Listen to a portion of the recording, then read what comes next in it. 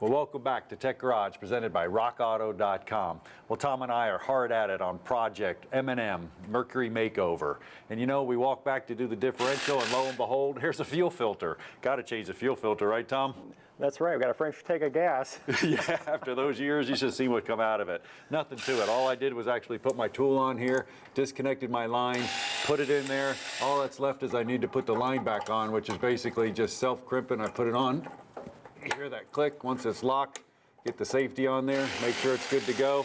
Now, a couple tricks with the fuel filter. First of all, they're directional. So if you see the arrow of flow, you want to make sure it's going in the right direction. And these two fuel filters, well, they look identical, but the similarities stop there. If I pull them out right here, you can actually see. This one here is a new fuel filter, and this one over here, well, this is used. And this is exactly what ours, I suspect, looks like, or even worse, because it's been sitting for years, about enough the gas is varnished and got a lot of debris in there as well. Tom, how you doing back here? Just got a couple more bolts. We're ready to change the differential fluid. I think it's our last fluid. Yeah, that's it. We made it all the way back. I mean, we got the oil, we got the brakes, we got the power steering, we got the transmission. Let me grab this and I'll give you a hand. You got the last bolt up there? Got one at the top to hold it on. Okay, go ahead.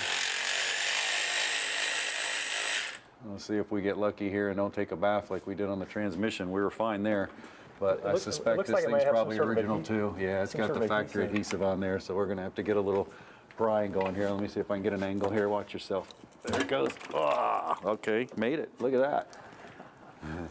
Oh, that smells like it's about 10 years old.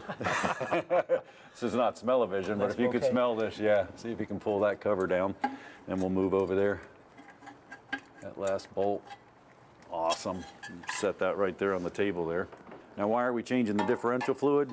Yeah, in the southern climate, get the humidity, the heating and cooling, get moisture condensing in there, and looks pretty good, though. I don't see a lot of crud. It's not too bad. I mean, you know, just like the transmission, there's some stuff in there, a little bit of mess in there. Now, what goes on inside of there, that's pretty cool, Tom. If you look at our ring and pinion right here, and what happens is you got this pinion gear, and the ring gear spins around inside this differential. And really, the only lubricant that separates this from metal to metal is our differential fluid. So as we're going around, this is going to wear, not including the bearings, that also is going to wear as we're going. Now, also, think about this for a minute. If I move this over for a second, you look right here. This is an ABS sensor. What an ABS sensor does, it reads this tooth ring. Well, think about it. ABS sensor, it's an AC pickup, it's a magnet. Right. Well, if we get metal shavings, where are they all going to go? Right, it's like the magnet in the transmission pan. They're collecting right there. It's collecting right here. So guess what? ABS light on, nothing to do with anything with the ABS system. Maybe it just needed service. Get this thing off, clean it, service it. We'll be good to go. So it's really a good idea. How about the fluids? I mean, we're going to have to add the fluid as well. Yeah, might as well don't reuse old fluid. No, that's for sure. We got this fluid right here. Now, all we need to do, Tom, is we need to go back. We'll run this over to a wire wheel. We'll clean this thing up really good. We get the pan gasket from RockAuto.com. We'll put it all back together. We'll pump the fluid in there. There's actually a little fill port up here. We'll just fill it till it overflows, and we'll be good to go. But you know, you also have some tips on that fuel filter. Let's head over and check it out. We'll button this up first, take it for a test drive, make sure it's in good shape. I think we got all the fluids whooped. Let's head over and check out RockAuto.com.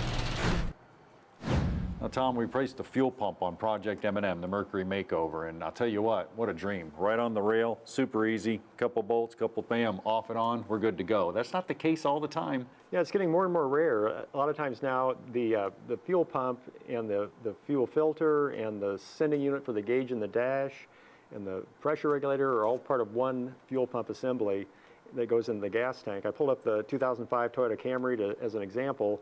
You can see you got the float for the gauge, and you've got the strainer here that acts as the filter, the fuel pumps in here.